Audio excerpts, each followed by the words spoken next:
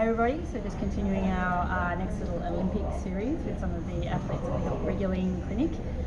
Here I'm talking to one of my longest athletes I've been with now for a little while, Danny Stevens. Danny has been selected to the Australian team for her fourth Olympics, which is absolutely sensational achievement. Like, there's not many athletes out there saying they've been or will have been to four Olympics.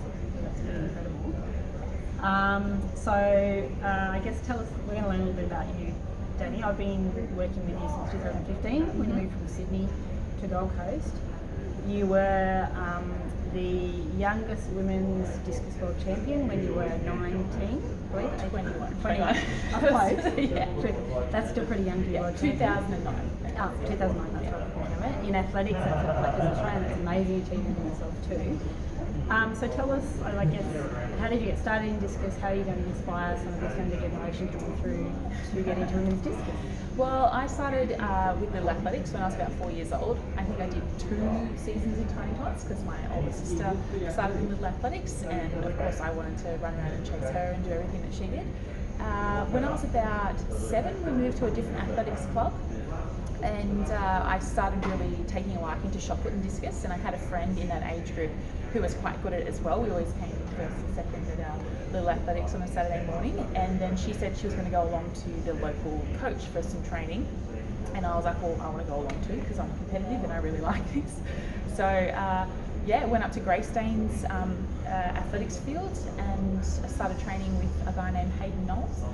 Hayden then became the strength and conditioning trainer for the Parramatta Eels, and all us littlies, our 7, 8, 9, 10-year-olds, moved up to his dad, Dennis Knowles, who coached the older kids. So I've been with Dennis since I've been about 10.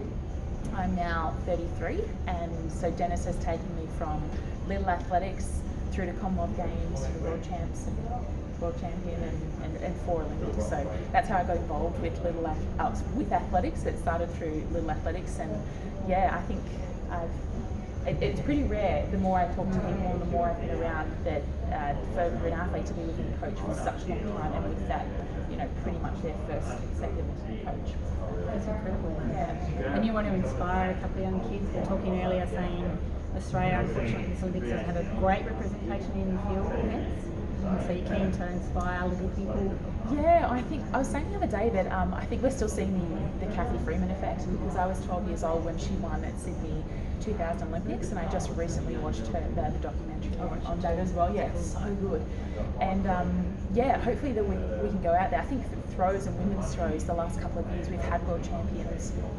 We've had good representation in javelin and discus especially, but I want to see all of those spots filled in shot, disc, hammer and jab, men and women, and hopefully the next decade leading into the 2032 Brisbane Olympics, that can have a real impact and inspire the next generation of throwers and just athletic people that are interested in athletics.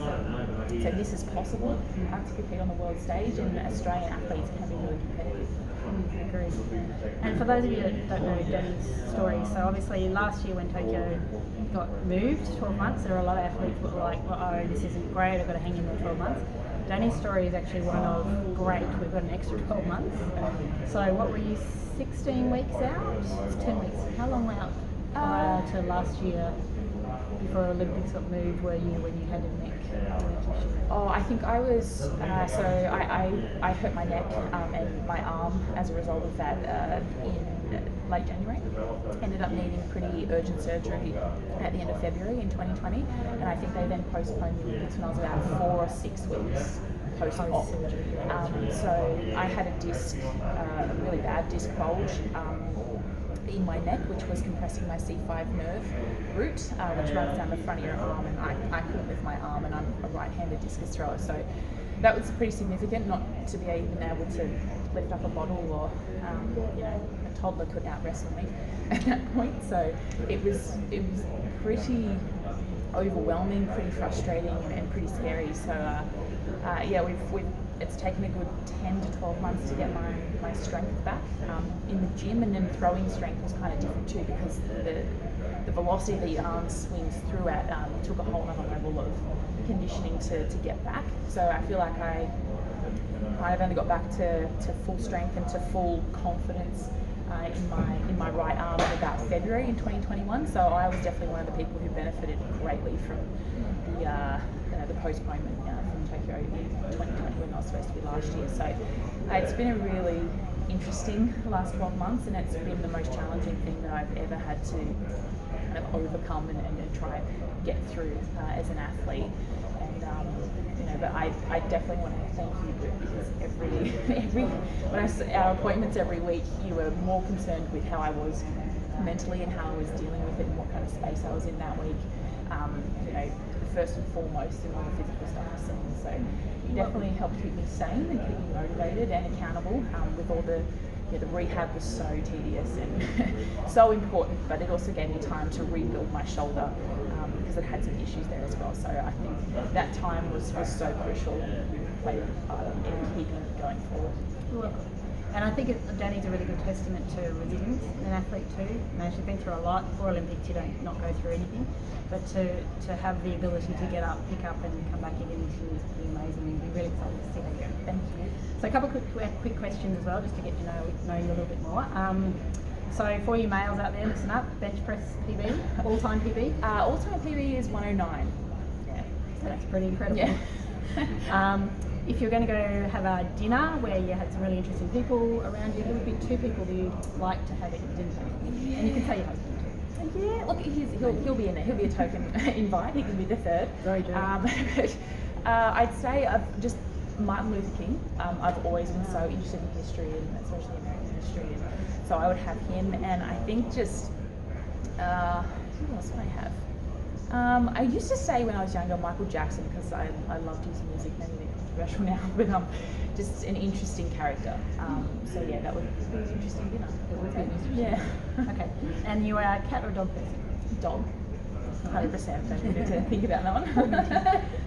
And if you could get rid of one food in the world, so you never had to eat it again, or if you had to get rid of a bunch of people in the world, what food would you get rid of? My first thought is tofu. I'm very much sorry to all the vegetarians and vegans out there, but I just, why would you eat it when you can eat meat? Like, so I'll just say tofu. It's not my jam, and I don't eat it. So you don't reckon you're going to have 109 PB on bench press eating tofu? No, I don't think it was the reason for that. But look, if I had to eat it, like I've had Thai. I think it's in there at some point, so that wouldn't be too bad. But take it or leave it. Fair enough. Hey Dani, thanks so much for talking quickly to us today, and I so wish you all the best in Tokyo because I'll be super excited to see how you go through this process. Thank you. Thank you.